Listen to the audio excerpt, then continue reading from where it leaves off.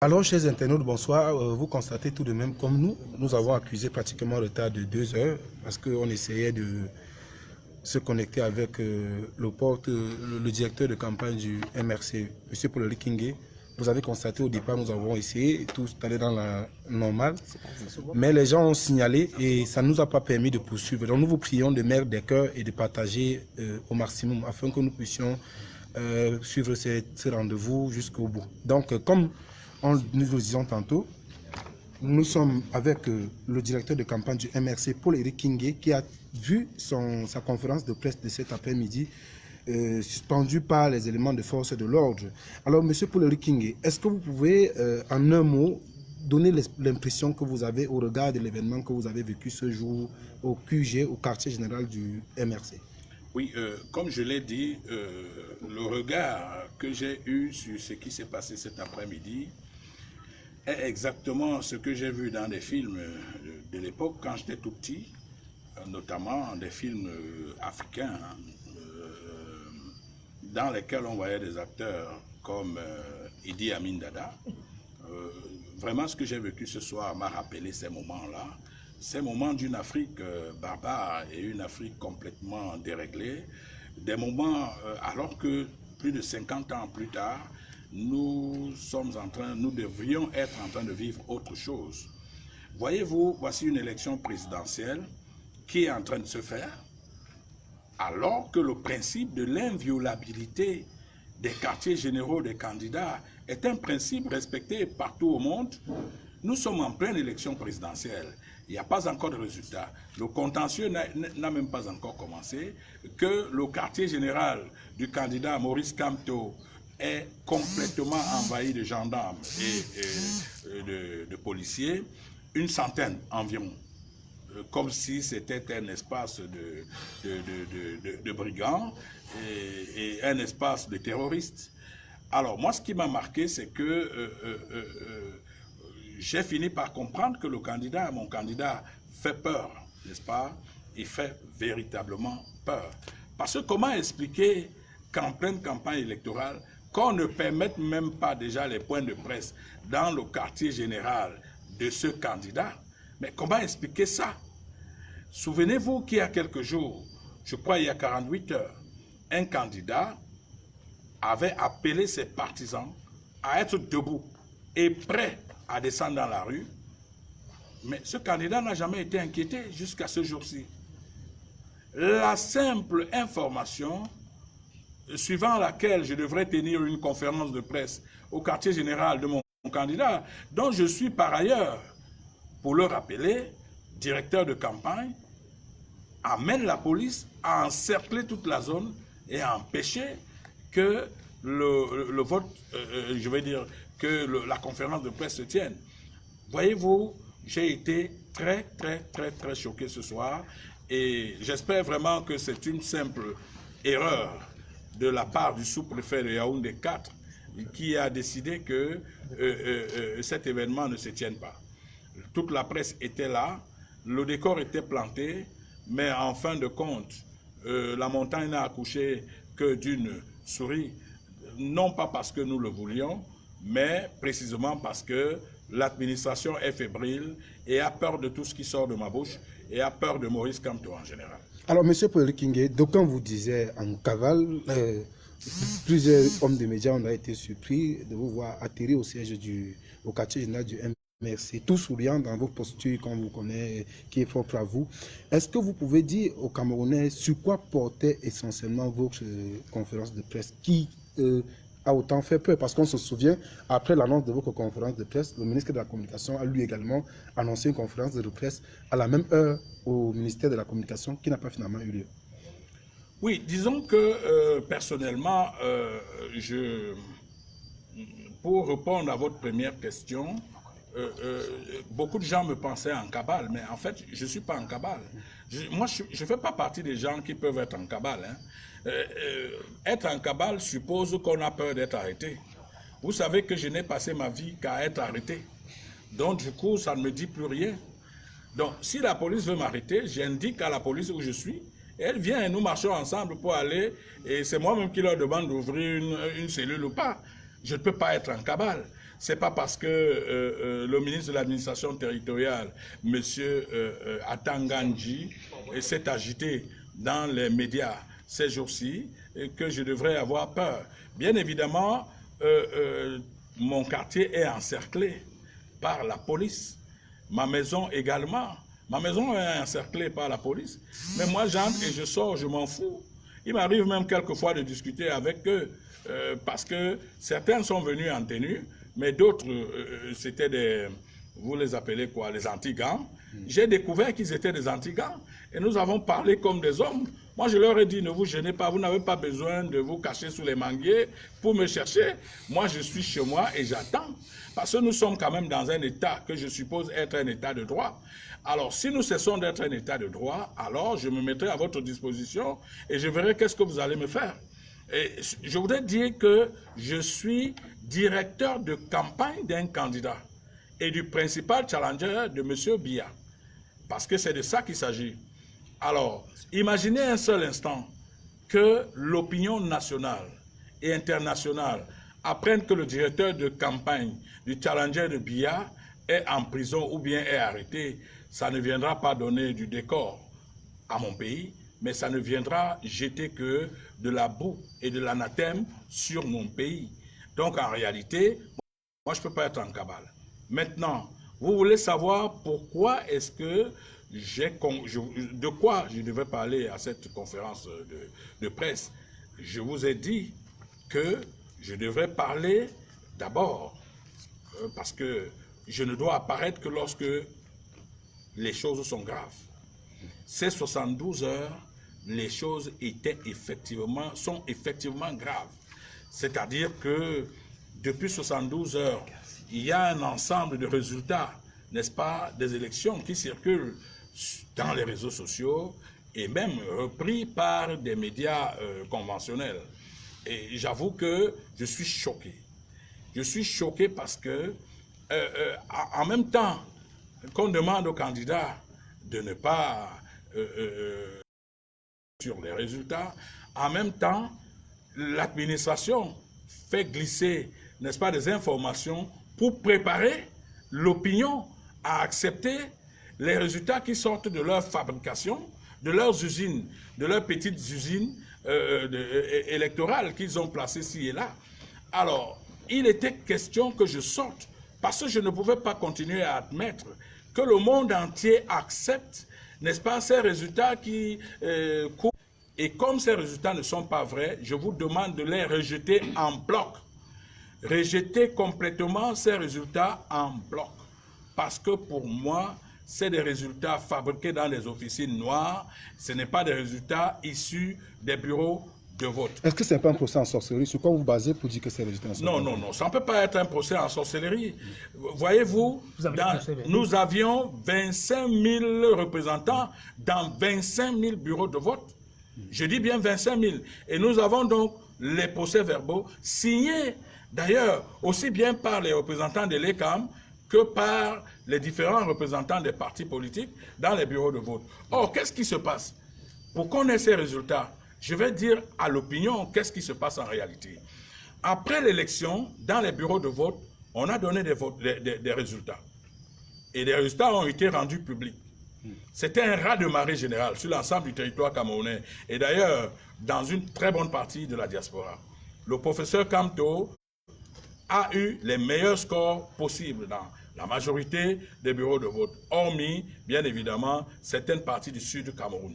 Ça aussi, ça peut se comprendre. Souvenez-vous que le mentor d'un candidat déclarait dans une chaîne de télévision hier qu'il a constaté que dans son village, même sa grand-mère qui était décédée a voté.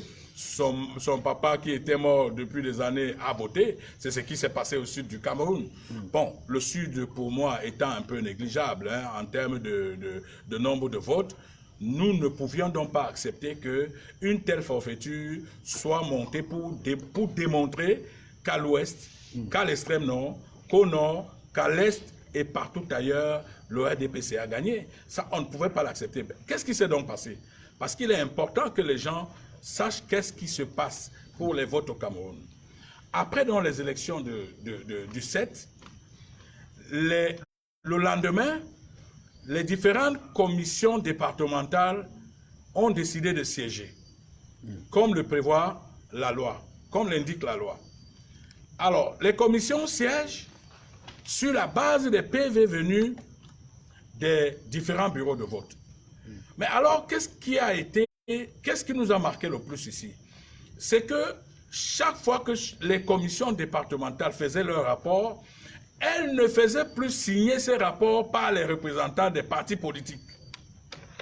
Seul, en général, le président de la commission départementale signait le rapport. Ce qui est en soi une véritable tricherie. Vous ne pouvez pas, alors qu'il y a des représentants des partis politiques, signer un procès verbal sans amener ces représentants à signer également les différents procès verbaux. Alors, qu'est-ce qui s'est donc passé? C'est que ces gens qui sont pour la plupart des présidents des tribunaux de grande instance et de première et de grande instance, ont envoyé des rapports à la commission centrale de dépouillement des votes en leur disant Biya a eu ceci à tel endroit, Matomba a eu ceci, Kamto a eu ça, sans faire signer leur rapport par les représentants des différents candidats. Du coup, on s'interroge, quelle est la valeur de tel document alors que les représentants des différents candidats ne l'ont pas signé? Dans la plupart du temps, tous les bulletins, tous les rapports qui ont donc pondu ces fameux résultats que vous êtes en train de regarder dans les réseaux sociaux sont la sommation, dont la somme des différents résultats, des différents rapports des présidents des commissions départementales de vote. Et nous, on ne peut pas accepter ces rapports pour la simple raison que nos représentants n'ont pas signé ces différents documents montés savamment par les présidents de première et de grande instance qui sont donc les présidents des commissions départementales sur l'ensemble du territoire camerounais. Mais messieurs les journalistes, je voudrais vous poser une question. Elle est bête. Mais comment peut-on être allé à une élection? Nous sortons d'une élection, alors que les procès-verbaux portent les signatures de tous les représentants, les rapports départementaux ne portent la signature d'aucun représentant de parti politique. On ne peut pas accepter de tels résultats. Nous avons des procès-verbaux. Et c'est sur la base de nos procès-verbaux que nous avons déclaré notre victoire sur le régime grabataire actuel. Alors pour nous, et ça c'est ce que prévoit la loi, en cas de contestation, c'est le procès verbal sorti des bureaux de vote qui prime. Alors, il s'agira donc pour nous de recuser et de contester de manière tout à fait ferme ces différents rapports venant des commissions départementales et exiger que finalement c'est les procès-verbaux issus des urnes qui soient pris en compte. D'ailleurs, souvenez-vous qu'il n'y a pas longtemps, une grande puissance dans le monde exigeait qu'on fasse des décomptes bureau de vote après bureau de vote. Les procès-verbaux en notre possession donnent largement le professeur Maurice Kamto vainqueur de cette élection. Et nous nous en tenons à ça, parce que c'est les procès-verbaux qui sont plus importants que toute autre chose pour nous. Vous allez les rendre publics, vous allez publier, vous allez dévoiler. Dès demain, soyez rassurés, j'appelle la presse nationale et internationale, nous allons montrer tous ces procès-verbaux, les procès-verbaux en tout cas autant qu'on le pourra, parce que s'il faut montrer les procès-verbaux, ça nous prendra 2 ou 3 jours. Les procès-verbaux vont être présentés devant la presse, mais aussi en même temps, les rapports des commissions départementales. Vous allez voir que certains rapports commencent par des tableaux, sans aucune introduction, et à la fin, on a la conclusion du président du tribunal de première et grande instance. On ne sait pas de quoi il s'agit. Vous allez voir d'autres rapports qui ne sont même pas du tout signés, même pas par le président de la commission départementale. Et c'est ça qu'on nous impose, et c'est ça qu'on veut que nous acceptions comme résultat. Moi, je dis, on n'acceptera jamais ça. Bien. Maintenant, quel regard portez-vous sur les formes de menaces qui sont faites depuis ces derniers jours par le ministre de l'administration territoriale, Paul Atanga? Pour nous, pour moi, le ministre de l'administration territoriale est un agitateur. Et quand je le vois, quand je le regarde, il transparaît dans son regard quelqu'un qui est la face visible d'un complot contre l'État du Cameroun. Le ministre Atanga Ndji me semble être quelqu'un qui est monté pour déstabiliser le pays. Je vous le dis parce que, de mémoire d'homme, de mémoire de Camerounais, je n'ai jamais vu ce type de ministre au Cameroun.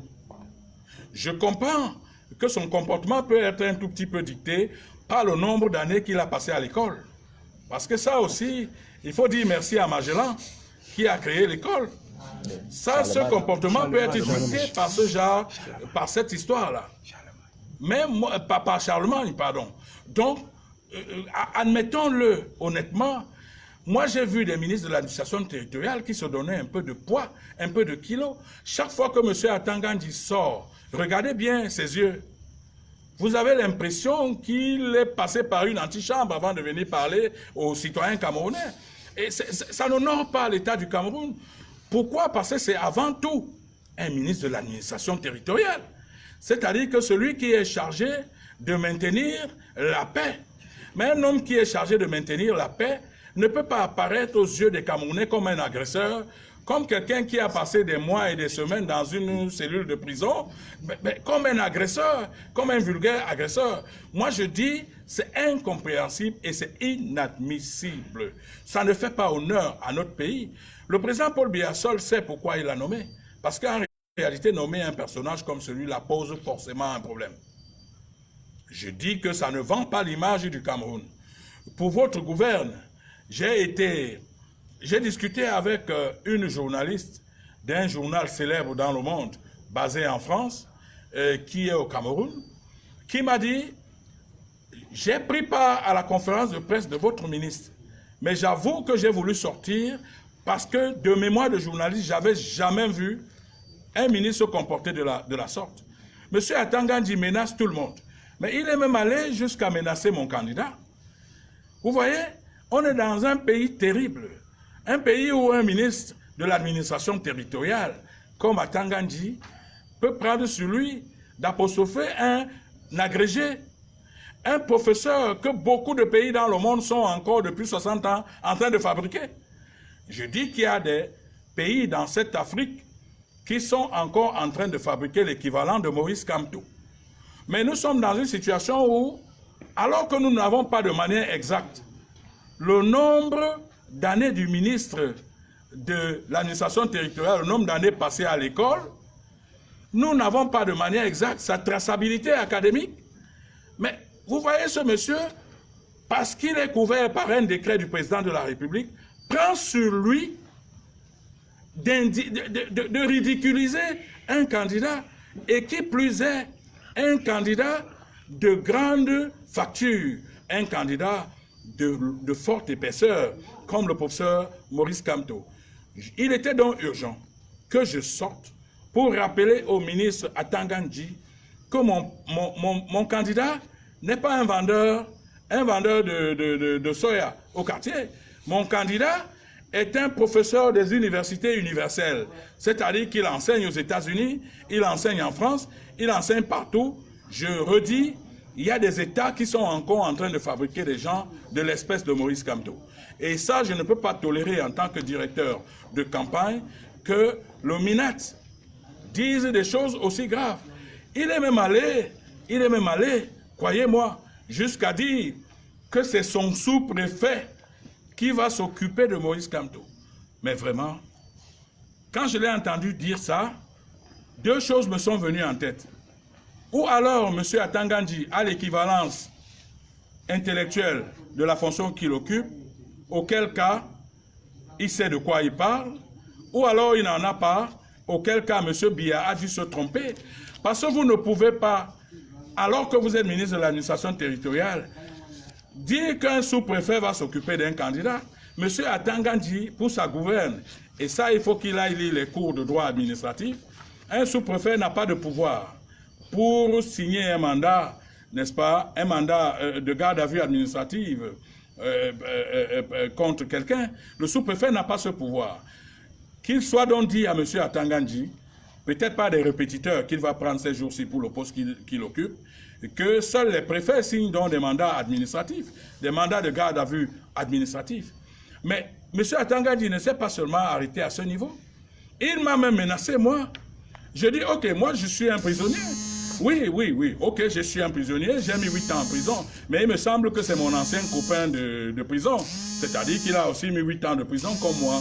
Et donc, on peut s'expliquer comme des anciens prisonniers, lui et moi. Mais en réalité, je ne peux pas accepter qu'il froisse un professeur de rang émérite comme le professeur Maurice Kamto. Ça, il était important que je sorte pour faire cette mise au point.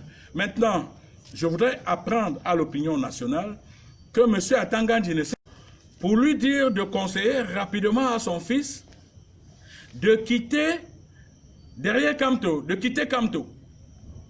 Vous pouvez imaginer ça? Mais quand je regarde le visage de Valsero, ce grand patriote, il se dégage qu'il est quand même majeur. Et qu'un père n'a donc rien à dire à un majeur. Même en pays bêtis. Les Camerounais doivent savoir que M. Atangandji l'a fait il y a quelques heures. Il a appelé le père de Valsero. Alors, lorsque vous ajoutez à ceci le fait qu'il se comporte exactement comme si le Cameroun a commencé avec lui et que le Cameroun va finir avec lui, je voudrais rappeler à M. Atangandji qui a eu des prétentieux et des fougueux comme lui dans le gouvernement de M. Biya en 36 ans. Mais ils sont à Kondengui. Ça veut dire qu'au moment où il se comporte comme s'il est Superman ou Spider-Man, il faut qu'il sache qu'il y a des gens qui se sont comportés comme ça, mais qui sont à Kondengui. Donc, en fait, qu'il fasse très attention, parce que cette fois-ci, il n'a pas affaire à la vingtaine de gars qui l'ont pourchassé dans son village, comme un rat. Il a affaire à un peuple. Il a affaire à 2 millions de Camerounais. Il a affaire à 3 millions de Camerounais. Il a affaire à 5 millions de Camerounais qui, s'ils sont déchaînés, il n'aura plus moyen de faire valoir ses fameux pouvoirs de ministre de l'administration territoriale. Nous, on est un parti, on est une coalition légaliste. On est une coalition responsable. Nous n'avons pas besoin d'appeler le peuple camerounais à la révolte. Si M. Atangandji nous attend sur ce terrain, nous ne le servirons pas. Nous ne lui donnerons jamais cette occasion. Il doit savoir que le peuple camerounais est mature. Et ce peuple défendra son vote. Dès l'énoncé, dès le prononcé des résultats, ce peuple va défendre son vote sans avoir besoin que M. Kamto appelle à la révolte ou M. Paul-Éric Kingin appelle à la révolte. Moi, je n'ai pas besoin d'appeler à la révolte. M. Kamto n'en a pas besoin. Alors, moi, je pense qu'il est question que M. Atangandji intègre qu'il est plutôt en train de s'attaquer à des millions de Camerounais. C'est pour ça que je vous ai dit tout à l'heure que quand je vois M. Atangandji, la première impression, c'est qu'il doit être un agent à la solde des gens qui est chargé de déstabiliser le Cameroun. Parce que jusqu'ici, le Cameroun est en paix. Le Cameroun est en paix, malgré nos revendications. Mais voilà un homme qui passe ses journées à menacer les candidats, comme si on se levait un matin pour devenir candidat. Ceci est vrai pour mon candidat, mais c'est aussi vrai pour les autres candidats. Les candidats méritent d'être respectés. Le Cameroun est l'un des rares pays au monde où on ne respecte pas le candidat. M. Cabral Libi mérite d'être respecté. M. Matomba mérite d'être respecté. Le pasteur Ndifort mérite d'être respecté. Tous les autres candidats méritent d'être respectés, y compris Joshua aussi et les autres. Je ne peux donc pas comprendre qu'un ministre de l'administration territoriale confonde le rôle d'un acteur de karaté dans les anciens films chinois à celui du ministre de l'administration territoriale. Comme il semble donc trop fort et qu'il dit qu'il est trop fort, qu'il nous arrête donc.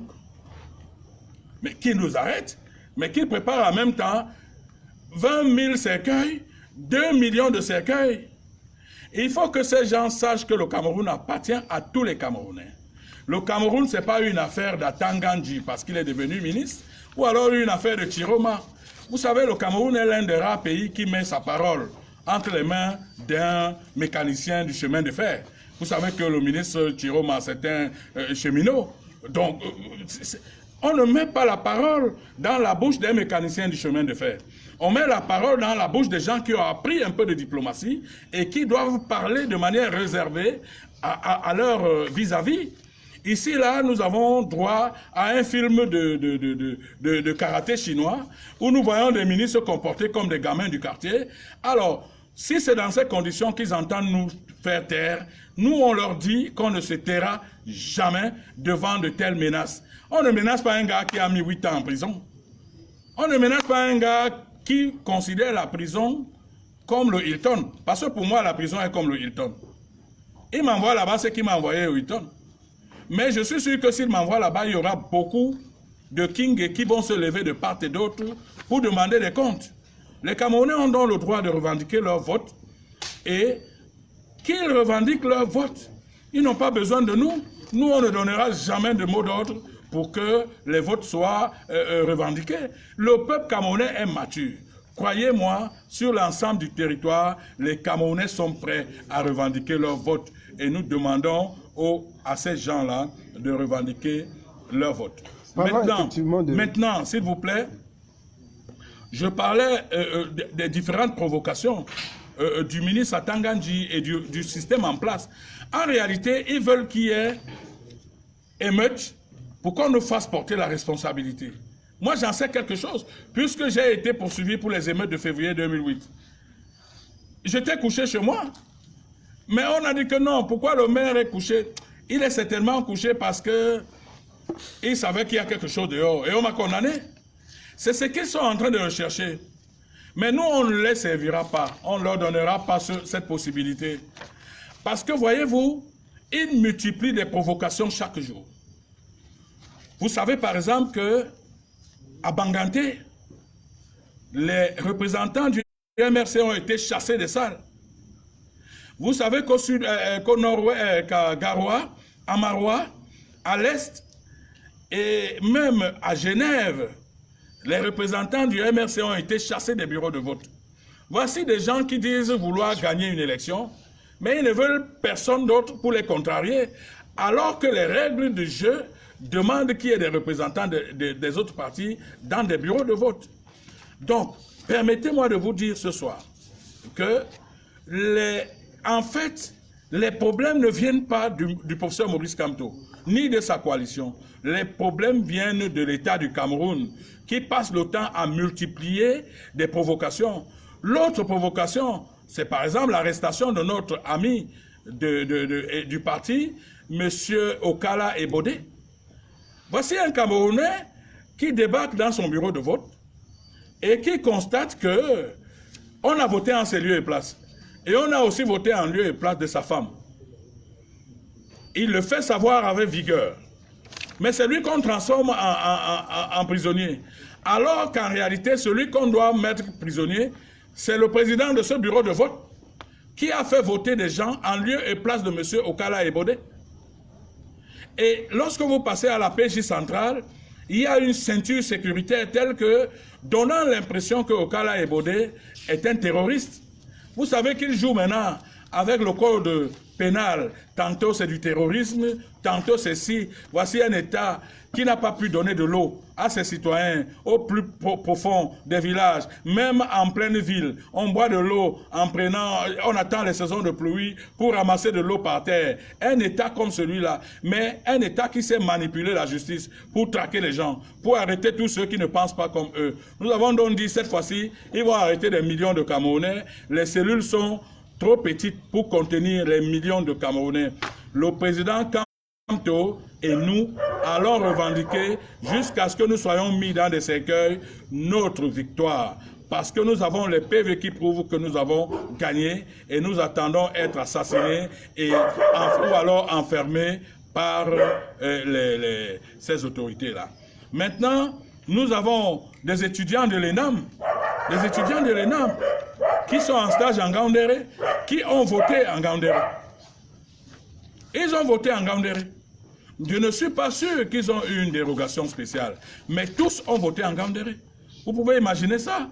Donc il y a tellement de fraudes que si je veux en citer, ça va être des chapelets et des chapelets. Mais je dis que demain, nous vous promettons déjà les PV départementaux, où vous allez voir que personne n'a signé, n'a rien signé.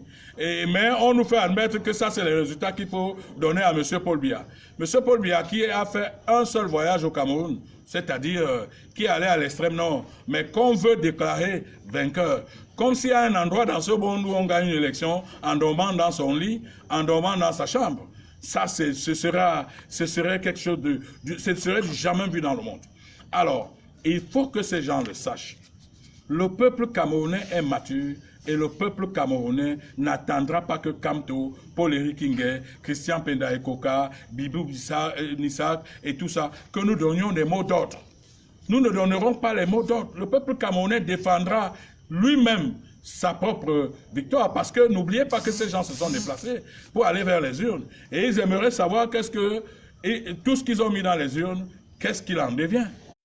Donc, nous n'aurons pas besoin d'inciter les gens, ni à la révolte, ni à la grève. Et il faut bien regarder une autre provocation. Ces dernières heures,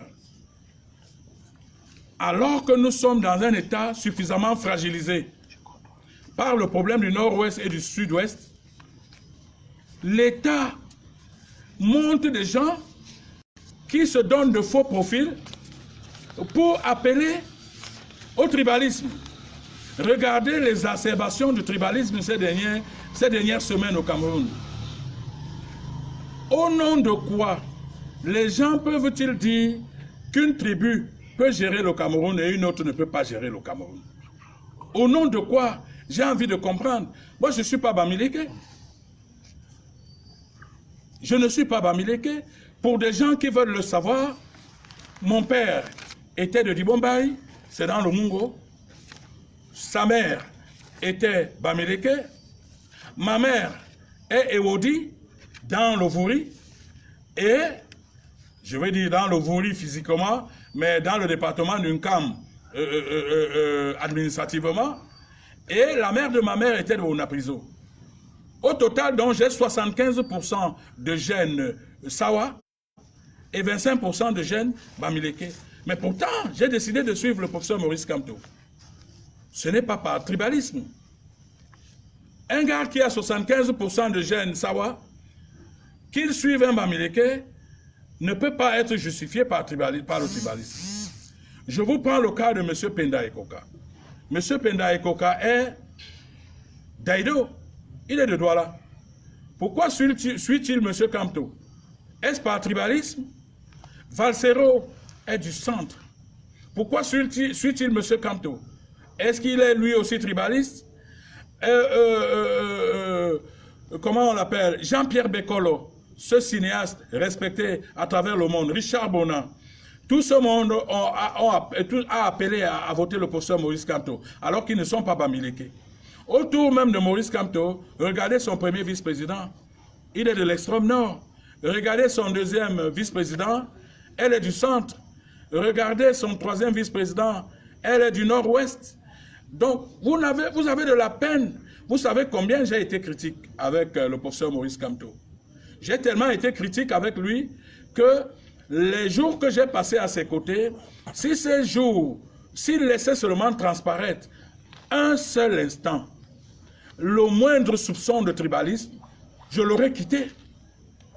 Mais je suis resté à ses côtés jusqu'à ce jour.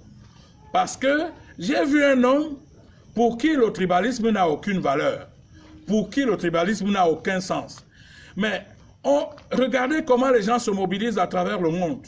Si vous dites à quelqu'un maintenant que quand tu es chez vous, on vous envoie l'armée. Vous voyez à quel niveau ce gars a rendu fébrile l'État central, des hommes si forts comme Atangandji qui tremblent. Soyons quand même un peu sérieux.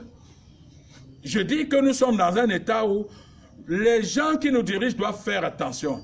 L'arme qu'ils sont en train de manipuler est une arme fatale qui peut déstabiliser notre pays. Ils n'ont pas le droit de monter des gens au faux profil qui doivent se présenter à chaque fois comme des pourfendeurs d'une tribu. Pour moi, opposer les tribus aux tribus est un jeu très dangereux pour la stabilité de notre pays. Alors, qu'on laisse M. Kamto tranquille. Ce monsieur n'a rien de tribaliste. Ce monsieur, nous tous qui avons décidé de coaliser avec lui, personne de nous n'est Bamileke. Peut-être en dehors de Zongan. Mais ça aussi, c'est normal qu'un Bamileke se rapproche de lui. Mais moi, je ne comprends pas.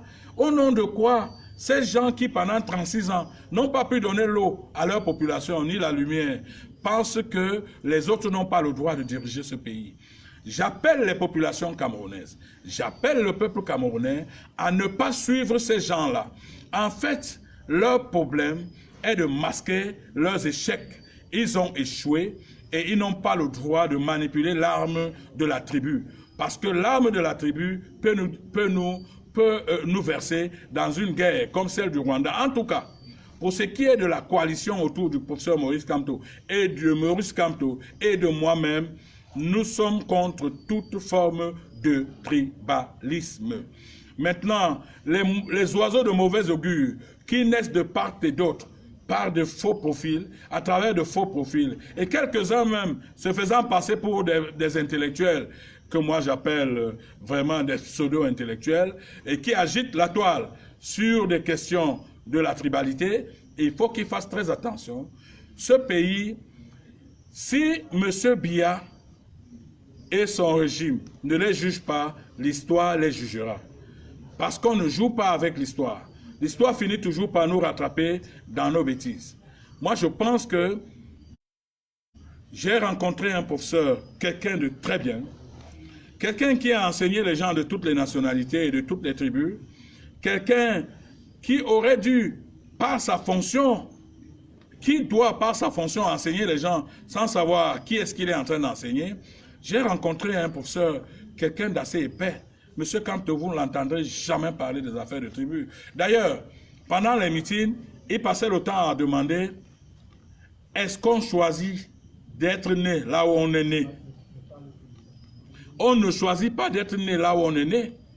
Et le professeur Kamto est même allé loin pour dire que s'il y avait un concours pour devenir Bassa, Betty, Ewondo ou je ne sais pas quoi, il aurait lui aussi fait ce concours pour changer de tribu de temps en temps. Donc, quand quelqu'un tient un tel discours, il est sincère. Il est véritablement sincère. Je vois des gens qui se disent, qui se font passer pour des intellectuels camerounais, qui agitent la toile. Il faut qu'ils arrêtent ça. Il faut qu'ils arrêtent ça. Il faut vraiment qu'ils arrêtent ça, parce que le Cameroun n'a pas besoin de ça.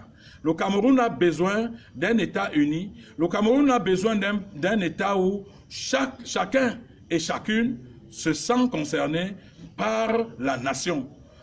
Le président Amadou Ahidjo s'est évertué à construire cette nation.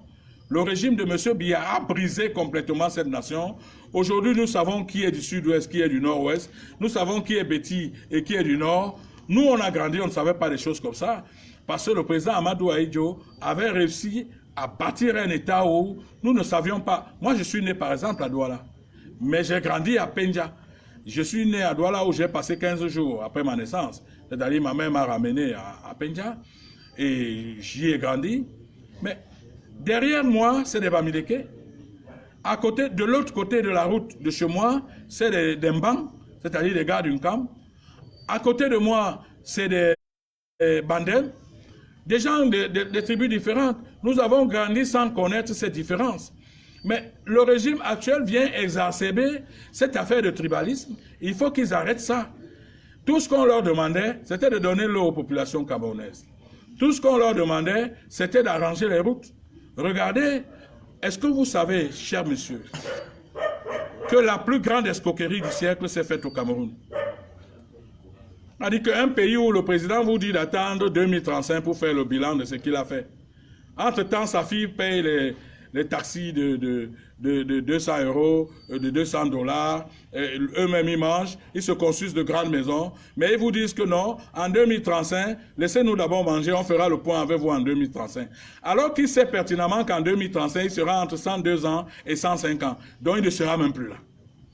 C'est la plus grosse escroquerie qui puisse exister dans ce monde. Regardez tout ce que vous appelez comme projet structurant. Aucun n'a abouti jusqu'à ce jour. Ces gens volent comme des souris. Ces gens volent comme des rats. Et quand ils veulent masquer, n'est-ce pas, leur faiblesse, ils agitent l'arme du tribalisme. Les Camerounais n'ont pas le droit de les suivre dans cette histoire.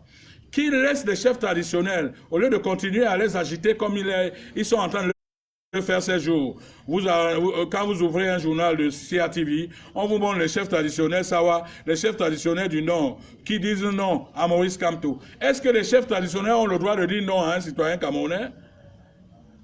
Le citoyen Kamto a aussi le droit d'être candidat.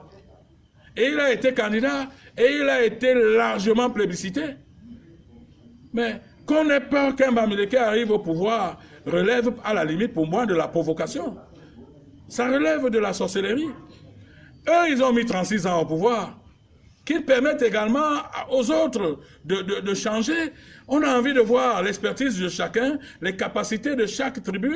On a envie de voir ça. Souvenez-vous que le professeur Joseph Ona, dans l'une de ses sorties il y a quelques années, disait que pour lui, le pouvoir devrait même être aller d'une région à une autre. Devrait même être rotatif. Pourquoi ne l'a-t-on pas tué? Alors, tous les jours, ils sont dans la provocation.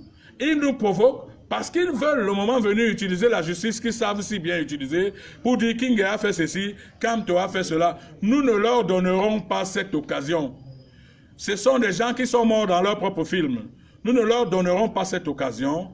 Les Camerounais sont matures et ils vont revendiquer leur victoire. Ils n'ont pas besoin d'un mot d'ordre venant de nous.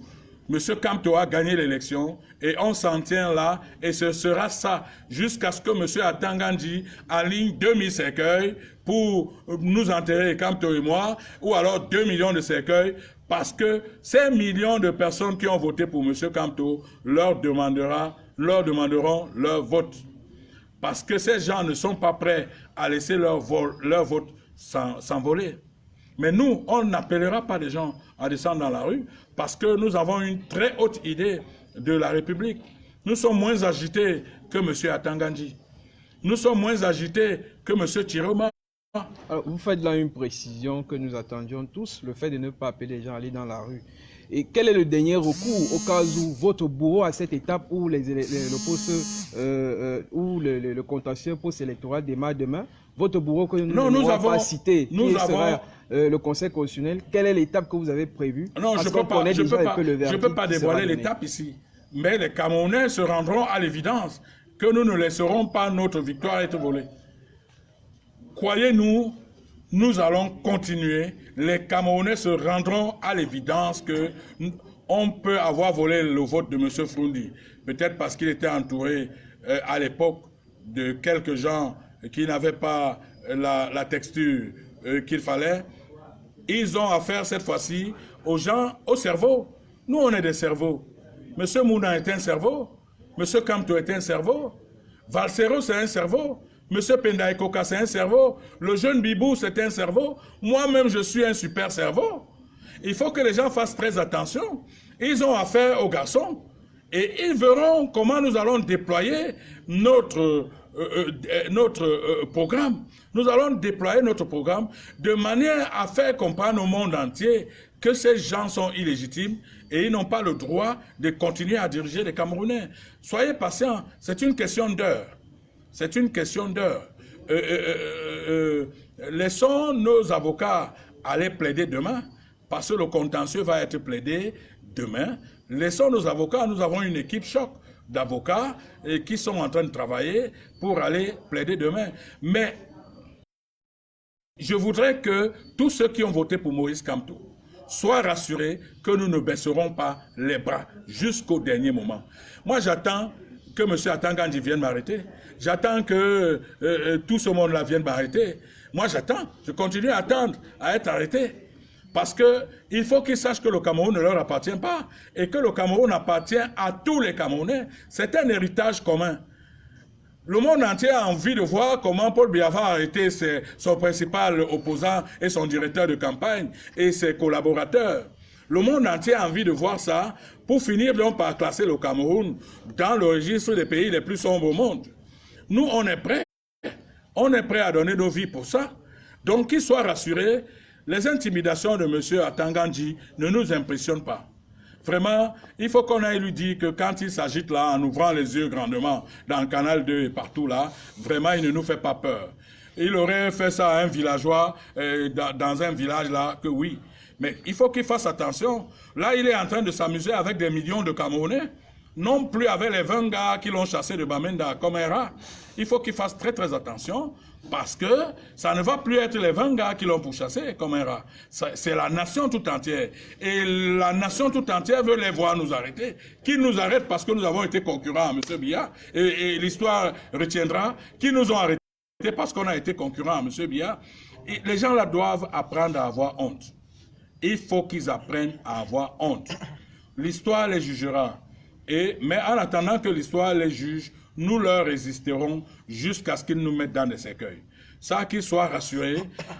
Ça, je parle là au nom de la coalition de Maurice Kamto. Je n'ai pas improvisé cette réunion. Je parle là au nom de cette coalition. Qu'ils soient rassurés, nous leur résisterons jusqu'à la dernière seconde. Et qu'ils nous croient, la résistance sera farouche.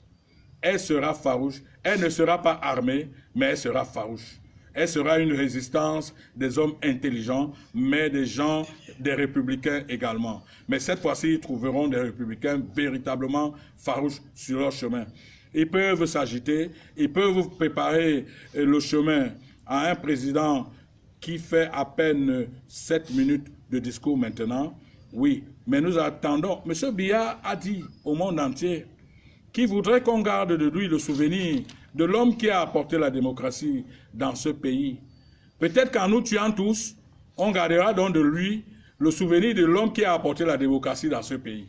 Nous attendons donc qu'il devienne trop démocrate en nous tuant tous, comme le propose le Pomain, son ministre de l'administration territoriale.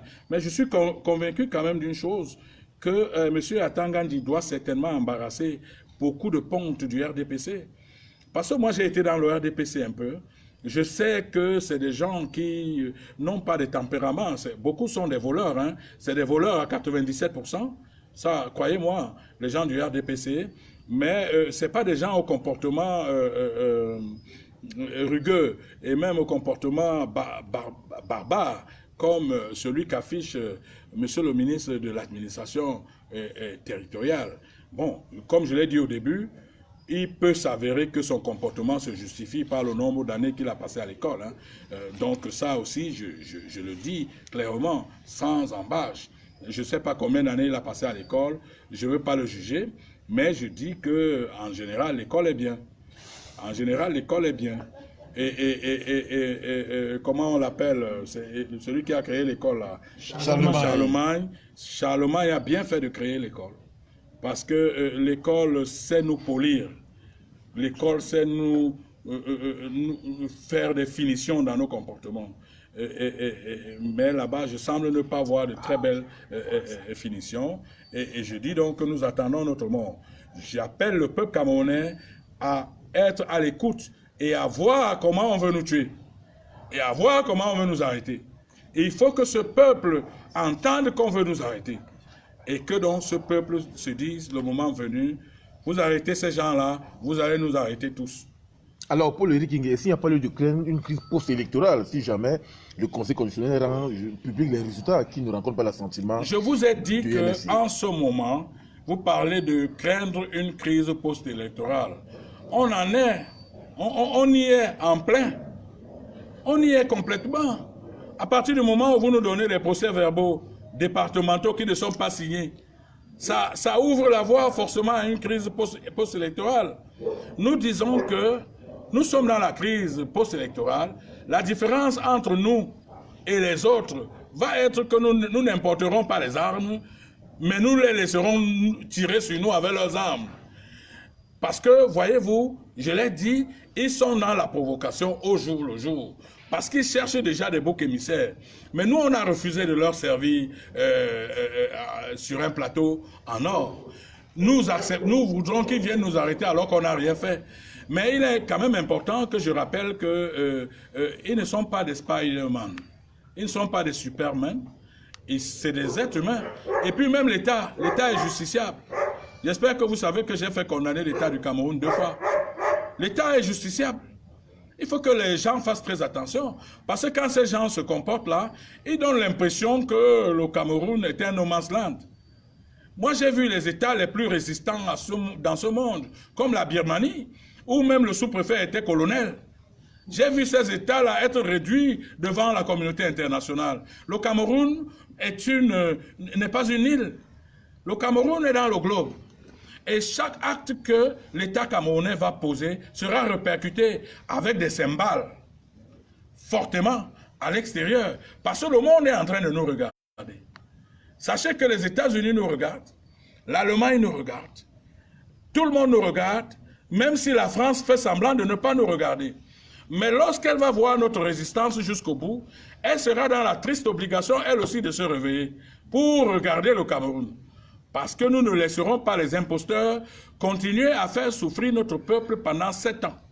Ces gens-là veulent nous jeter dans une guerre civile parce qu'ils l'ont déjà commencé depuis le nord-ouest et le sud-ouest. Ils veulent complètement embraser le pays parce que nous leur avons demandé de partir. Il faut qu'ils partent. Ils n'ont pas été élus. Nous avons des procès-verbaux qui parlent en notre faveur. Et il faut que ces gens partent. Il faut qu'ils partent, qu'ils respectent le verdict des urnes. Le professeur Kamto a demandé au président Paul Biya de passer calmement et démocratiquement le pouvoir, de lui passer démocratiquement le pouvoir. Et d'ailleurs, il a même promis à M. Paul Biya une retraite dorée. Vous savez que, pour ce qui me concerne, si j'étais devenu président de la République, j'aurais fermé les aéroports et arrêté le président Paul Biya. Mais j'avais ici, là, il a affaire à un candidat qui est calme, qui est pondéré, qui est doux, qui est souple, qui est prêt à lui donner une retraite en or.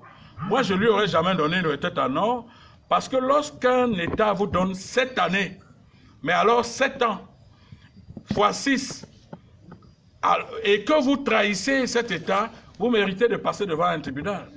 M. Biya est là depuis 36 ans, je crois 36 ans, il n'a rien donné à son pays.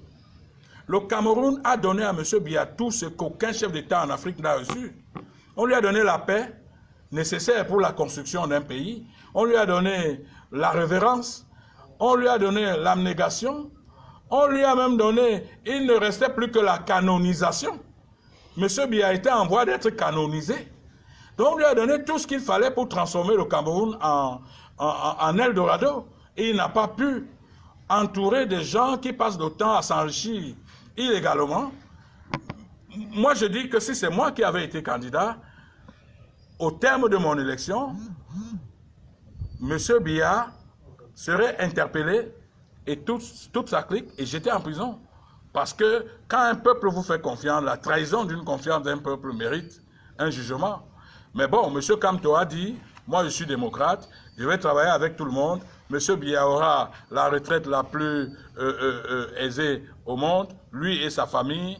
Et même, il est allé jusqu'à dire, ceux-là qu'il appelle même tribalistes, il est même allé jusqu'à dire que même ceux-là qui l'entourent, il ne va pas les poursuivre. Mais au contraire, on devrait plutôt prendre ce monsieur comme un dieu. Parce que je vous dis, moi, je n'aurais jamais fait ce type de déclaration.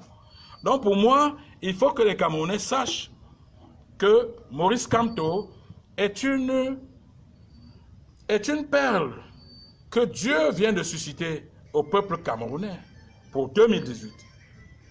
Si nous ratons le coach de faire de lui le président qu'il est devenu à travers les votes, alors soyons rassurés que ça va être très difficile pour notre pays de changer.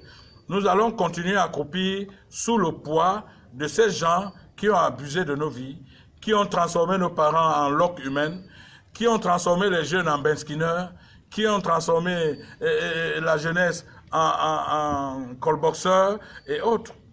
Donc pour moi, je ne veux pas beaucoup plus extrapoler. J'attends que les résultats soient donnés. J'attends voir si le peuple camerounais, dans sa maturité, va revendiquer son vote. Mais nous n'appellerons pas le peuple camerounais à revendiquer son vote. Le peuple camerounais est suffisamment mature. Il va revendiquer son vote. Mais nous, en même temps, Nous, en même temps, nous ferons ce qu'il y a à faire. De toute façon, je vous ai dit que notre résistance sera citoyenne. Elle sera, nous n'avons pas d'armes. Monsieur Kamto ne cache aucune arme. Il m'est souvent arrivé de regarder certains faux profils sur Facebook qui disent qu'il y a des conteneurs d'armes que M. Kamto a importés. Vraiment, je peux vous rassurer que M. Kamto dort chez lui là. Il n'a même pas la torche.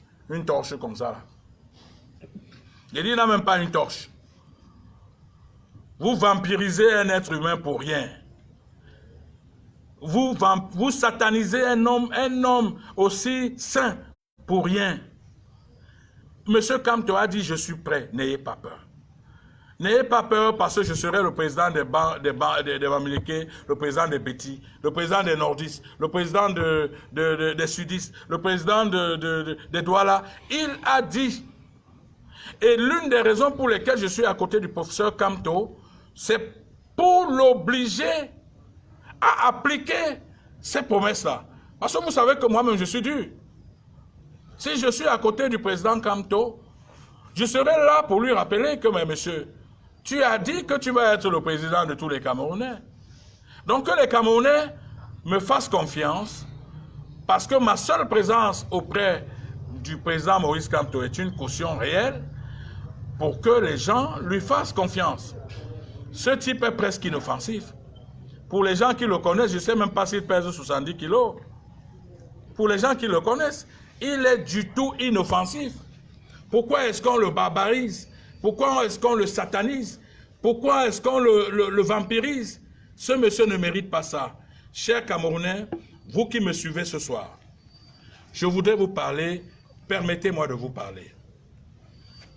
Tournez le dos et refusez les appels au tribalisme. Tournez le dos et refusez les appels à la haine.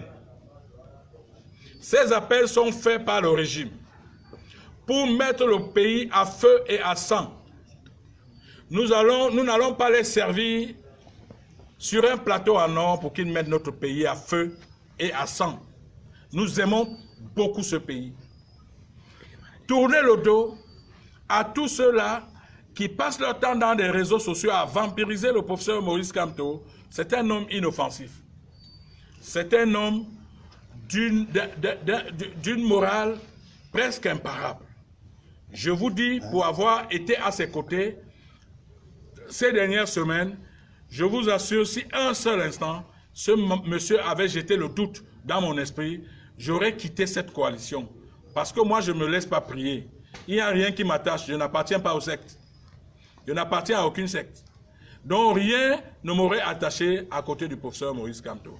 J'ai trouvé un homme humain, un homme bien, un homme sérieux, mais un homme qui mérite la confiance des Camerounais. Véritablement, vous lui avez fait confiance le 7. Alors, continuez à nous faire confiance. Nous avons décidé de mourir pour vous. Nous avons décidé de faire acheter des millions de cercueils par le régime de M. Biya pour nous enterrer. Peut-être vont-ils nous enterrer la nuit, peut-être vont-ils nous enterrer le jour. En tout cas, vous serez au courant lorsqu'ils vont vouloir enterrer M. Paul-Éric Kingué, M. Penda Ekoka, M. Kamto, M. Bibou et tous les autres. Moi, ma maison est encerclée de policiers. Ma maison est encerclée de policiers, c'est le lieu de le dire aujourd'hui. Je ne suis pas encore arrêté, comme j'ai entendu la rumeur circuler, mais ma maison est encerclée de policiers.